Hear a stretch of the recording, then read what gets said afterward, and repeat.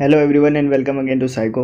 जैसे कि आपको पता है कि वंदरों का एग्ज़ाम 16 जुलाई से होने हैं, तो समय बहुत कम बच गया है। इसके लिए चैनल पर एक नए मेंटर को हायर किया गया है। तो मैम आज से आपकी क्लास लेंगी। उसके साथ साथ जो फ्री चैप्टर वाइज सीरीज चल रही है उसे मैं कंटिन्यू रखूँगा, ताकि जो आपका सिलेबस है वो एग्ज़ाम से पहले ही कंप्लीट हो जाए और मैम आपको क्वेश्चन के माध्यम से प्रैक्टिस भी करवाएगी। यह मैम की फर्स्ट वीडियो है, तो आप सभी से अनुरोध है कि मैम के साथ कोऑपरेट करें। तो इन्जॉय करें वीडियो को। Have a good day.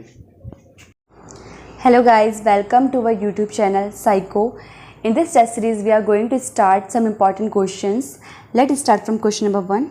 Question number 1 is that what are phytohormones? Phytohormone क्या है? जो भी हार्मोन्स प्लांट में प्रेजेंट होते हैं उन्हें हम फाइटोहार्मोन्स कहते हैं. Some common example of phytohormones are auxin, gibberellin, cytokinin, ethylene, abscisic acid, etc. So our correct answer is answer number 1. Regulator synthesized by plants influencing physiological process. शारीरिक प्रक्रियाओं को प्रभावित करने वाले पौधों द्वारा संश्लेषित नियमों को क्या कहा जाता है? फाइटोहार्मोन कहा जाता है. Moving toward question number 2. Oparin theory about life of origin is related to. जीवन की उत्पत्ति के बारे में ओपरेन का सिद्धांत किससे संबंधित है? जो ओपरेन है उन्होंने कहा था कि जो एटम्स है ये कंबाइन करके मॉलिक्यूल्स फॉर्म करते हैं और यही मॉलिक्यूल रिएक्ट करके क्या प्रोड्यूस करते हैं? Inorganic and organic compound. So our answer is answer number 3, chemical evolution. Now moving toward question number 3. Question number 3 is that the movement of a substance from area of high concentration to an area of low concentration is known as. किसी पदार्थ की उच्च सांद्रता वाले क्षेत्र में से निम्न सांद्रता वाले में जाने को क्या कहा जाता है? अब यहाँ पे हम दो टर्म को डिस्कस करेंगे, डिफ्यूजन एंड ऑस्मोसिस. जो डिफ्यूजन है यहाँ पे हम डिस्कस करेंगे डिफ्यूजन एंड ऑस्मोसिस. ठीक है. जो डिफ्यूज़न है, डिफ्यूज़न में भी क्या होता है कि जो भी कोई भी चीज़ होगी वो हाई कंसंट्रेशन से लो कंसंट्रेशन की तरफ ही मूव करेगी, बट इसमें हमें सेमी परमेबल मेम्ब्रेन की ज़रूरत नहीं होती है, जबकि हमें ऑस्मोसिस में एक सेमी परमेबल मेम्ब्रेन की ज़रूरत होती है. जो डिफ्यूज़न होता है वो हमारा लिक्विड गैसेस दोनों में हो सकता है, बट जो ऑस्मोसिस होता है वो हमारा लिक्विड में ही होता है सिर्फ. So our correct answer is answer number B, diffusion. अब यहाँ पे हम सब्लिमेशन, कंडेंसेशन को भी डिस्कस कर लेते हैं. सब्लिमेशन जो वो प्रोसेस होती है जिसमें सॉलिड डायरेक्टली किसमें चेंज जाएगा? गैस में. इस प्रोसेस को बोलते हैं sublimation.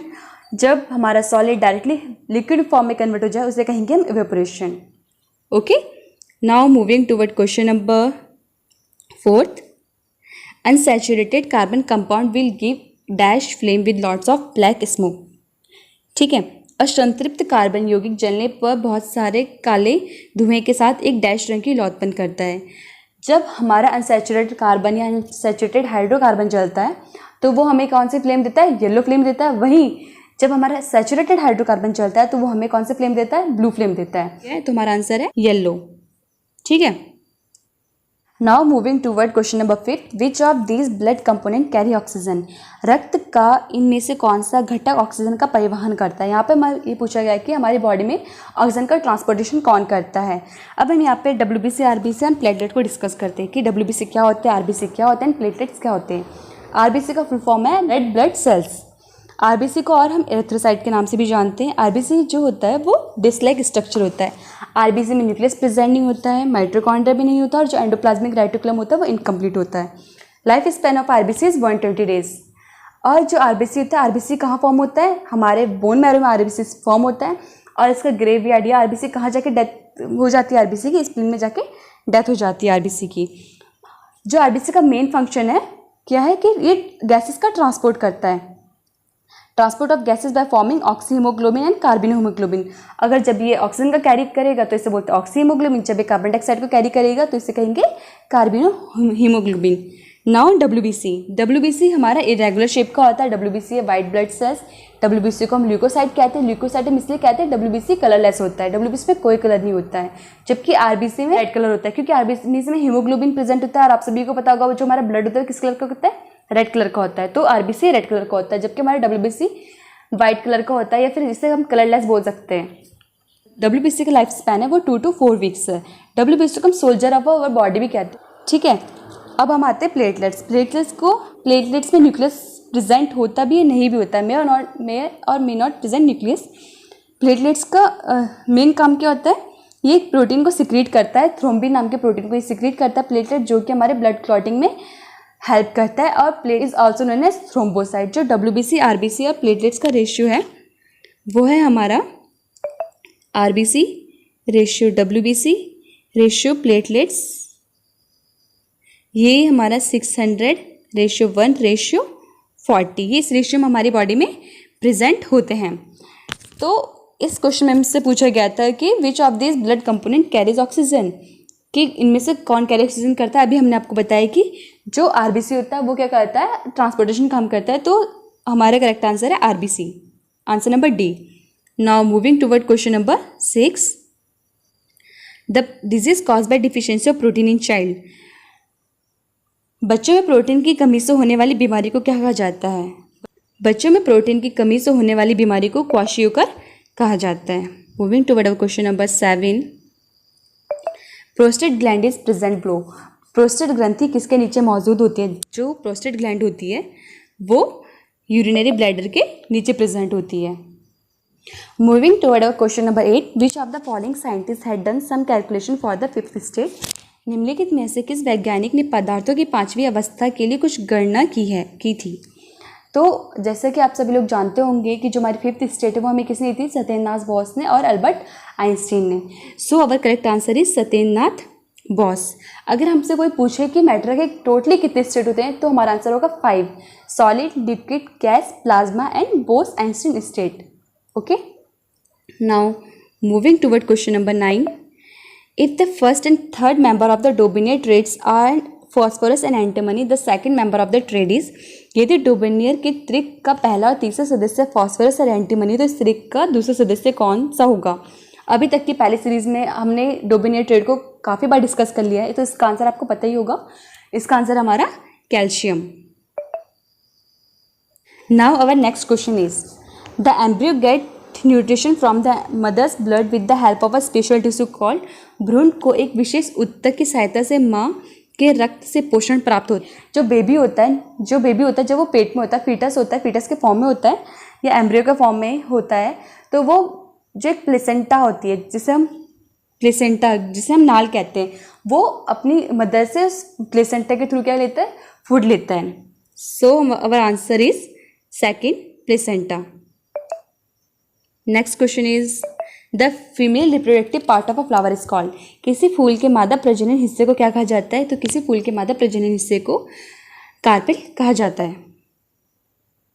Question number 12 is, plant bend towards light due to diffusion of hormone on the other side of the shoot. पौधों में डैश हार्मोन के संचार के कारण वह प्रकाश की ओर झुक जाते हैं। तो ये हमारा आंसर है auxin. Correct answer is auxin. Auxin की वजह से क्या होता है, जो प्लांट होते हैं वो हमारे लाइट की तरफ बेंड हो जाते हैं, ठीक है। जबकि जो हमारा एब्सिसिक एसिड है उसे हम ग्रोथ इनहिबिटर हार्मोन भी कहते हैं। ये प्लांट की जो ग्रोथ है उससे क्या करता है, उसे रेस्ट्रिक्ट करता है। और एब्सिसिक एसिड को स्ट्रेस हार्मोन भी कहा जाता है। जो साइटोकाइनिन होता है, साइटोकाइनिन क्या करता है, ये सेल डिवीजन को प्रमोट करता है। जिबरलिन को ग्रोथ हार्मोन कहते हैं। ये जिबरलिन मेनली क्या है, प्लांट की हाइट को ग्रो करता है। Okay, now our next question is, if a current of 3 ampere flow for 1 minute, how much charge flow in this time. यदि 3 एम्पियर की धारा 1 मिनट के लिए प्रभावित होती है तो इतने समय में कितना आवेश प्रभावित होगा? I equal to Q/T। यहाँ पे हमारे पास I है, करंट दे रखा है। करंट कितना है हमारे पास? 3 एम्पियर। हमें Q नहीं पता, T की वैल्यू भी दे रखी है हमारी 1 मिनट। अब हम 1 मिनट को क्या लिख सकते हैं? 60 सेकेंड। 3 equal to Q/60। यहाँ इसका मल्टीप्लिकेशन करेंगे तो क्या जाएगा? 180 इक्वल टू Q। तो ये हमारे पास क्या आ गया? Q की यूनिट क्या होती है? कूलाम। तो हमारा आंसर हो गया 180 कूलाम। अब question number 14 is, when litmus is added to a solution of borax it turns. जब लिटमस को बोरेक्स के विलयन में मिलाया जाता है तो यह डैश हो जाता है। अब जो बोरेक्स होता है वो हमारा क्या होता है? बेसिक इन नेचर होता है। तो लिटमस क्या करता है? बेस को रेड से ब्लू में चेंज कर देता है। So our correct answer is blue. Next question is, which is the hardest substance in the human body. मानव शरीर में मौजूद सबसे कठोर पदार्थ कौन सा है? मानव शरीर में सबसे कठोर पदार्थ कहता है tooth enamel. Our next question is to obtain an enlarged real inverted image beyond 2f2 after refraction by convex lens, where should the object be placed? उत्तल लेंस द्वारा अपवर्तन के बाद 2f2 से परे एक आवर्धित वास्तविक उल्टा प्रतिबिंब प्राप्त करने के लिए वस्तु को कहाँ रखा जाना चाहिए? अगर हमें एक इनलार्ज इमेज चाहिए, ठीक है, तो हम ऑब्जेक्ट को कहाँ प्लेस करेंगे? हम ऑब्जेक्ट को प्लेस करेंगे between 2f1 and f1. Okay. And our next question is what is the nature of bleaching powder? Bleaching powder की प्रकृति क्या है? जो ब्लीचिंग पाउडर होता है हमारा, वो ऑक्सीडाइजिंग एजेंट होता है.